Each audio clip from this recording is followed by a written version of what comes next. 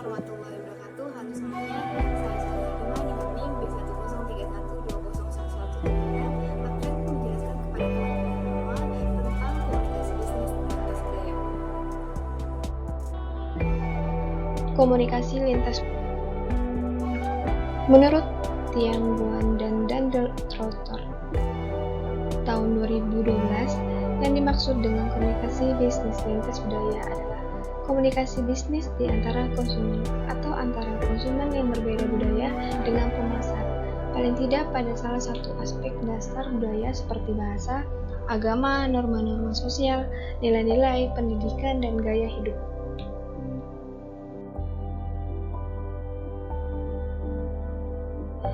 Menurut R. Delecta Jennifer dan Dr. G. P. Raman tahun 2015, terdapat beberapa hambatan dalam komunikasi bisnis lintas budaya, yaitu sebagai berikut.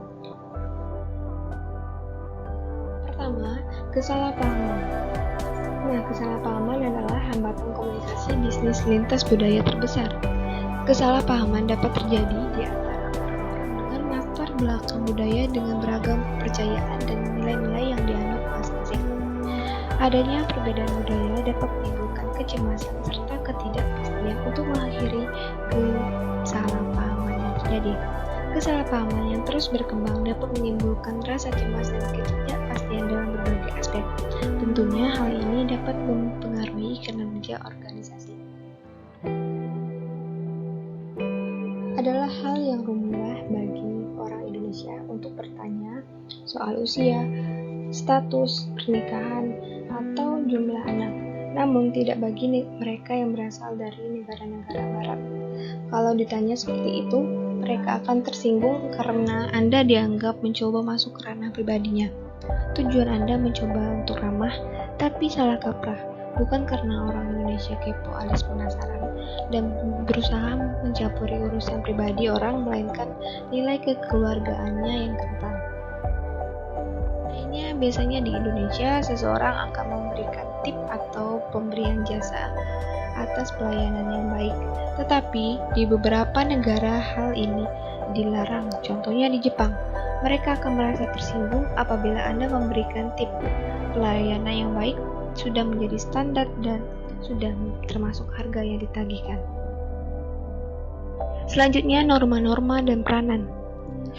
Norma dapat diartikan sebagai berbagai aturan untuk menentukan apakah suatu perilaku dapat diterima dan sesuai dengan budaya. Masing-masing budaya memiliki seperangkat norma dan memiliki seperangkat perilaku yang sesuai atau dapat diterima. Mereka yang bekerja dalam lingkungan multikultur selalu gagal untuk memahami berbagai norma dari budaya lain. Hal ini tentunya dapat mengganggu proses komunikasi serta menimbulkan rasa cemas. Kepercayaan dan nilai-nilai. Kepercayaan serta nilai-nilai yang dianut oleh masing-masing orang sangatlah berbeda tergantung latar belakang budaya. Kepercayaan serta nilai-nilai lintas budaya yang berlaku hendaknya diketahui oleh masing-masing orang agar terjalin komunikasi yang efektif. Kemudian stereotyping atau stereotip merupakan penilaian tentang seseorang. Informasi yang kurang valid tentang seseorang dapat menimbulkan kesalahpahaman pemilihan dalam komunikasi bisnis lintas budaya. Stereotip budaya yang berlebihan dapat menyebabkan meningkatnya rasa cemas. Stereotip adalah faktor utama terjadinya perbedaan pendapat tentang budaya orang lain serta menimbulkan miskomunikasi.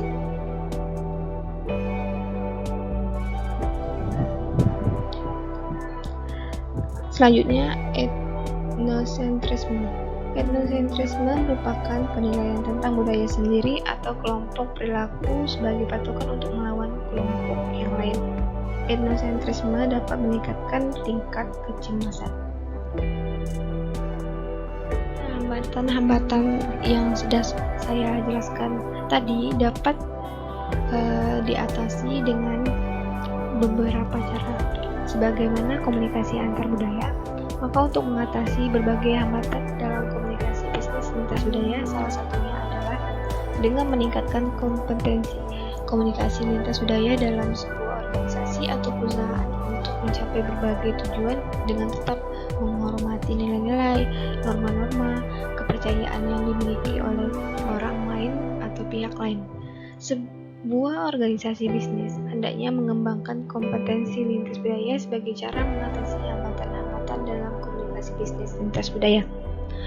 Menurut R. Delecta Jennifer dan Dr. G.P. Rahman tahun 2015, yang dimaksud dengan kompetensi lintas budaya adalah kemampuan untuk berpartisipasi dalam sebuah kumpulan kegiatan inti yang terjadi dalam kode umum komunikasi.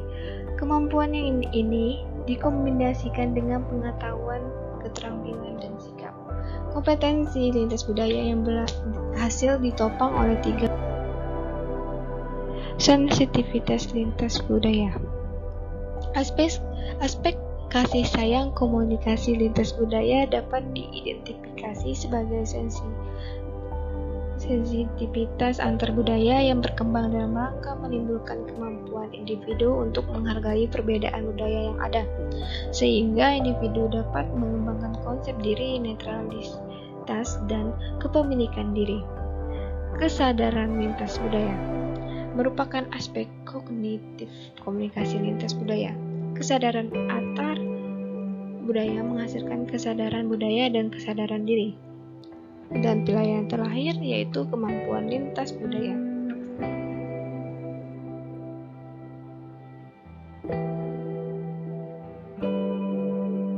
Lintas budaya dapat dikembangkan melalui beberapa cara, yaitu pelatihan pengetahuan lintas budaya.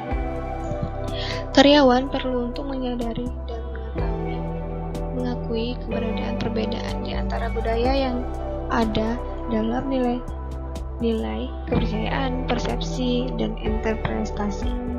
Karyawan hendaknya diberikan dasar-dasar pelatihan lintas budaya yang dapat membuat mereka sadar terhadap lintas budaya dalam dunia kerja atau bisnis. Kemudian pelatihan bahasa. Hambatan bahasa adalah masalah terbesar dalam kelompok yang bersifat multikultural. Pelatihan bahasa hendaknya diberikan kepada mereka yang memiliki kesempatan untuk melakukan kontrak dengan orang asing. Kemudian meningkatkan kebijakan yang saling menguntungkan. Sebuah organisasi hendaknya tetap mempertahankan pada keuntungan yang sama bagi semua budaya dalam dunia kerja atau bisnis. Karyawan hendaknya mendapatkan keuntungan yang sama seperti karyawan lainnya yang memiliki budaya yang berbeda sehingga tercipta situasi yang saling menguntungkan. Keuntungan mempelajari komunikasi lintas budaya. Pertama, meningkatkan kerjasama yang ada dalam tim perusahaan. Setiap perusahaan tentunya akan mempunyai karyawan yang berbeda latar belakang budayanya. Agar dapat mencapai kesuksesan bersama dalam semua perusahaan, maka diperlakukan pengetahuan antara budaya satu dan lainnya. Dengan begitu, adanya kesalahpahaman saat bertugas bisa diminimalisasi karena saling mengerti satu sama lain. Yang kedua, yaitu berguna sebagai proses negosiasi. Dalam dunia bisnis, tidak hanya dilakukan di dalam negeri saja, tetapi bisnis bisa mencapai seluruh penjuru dunia.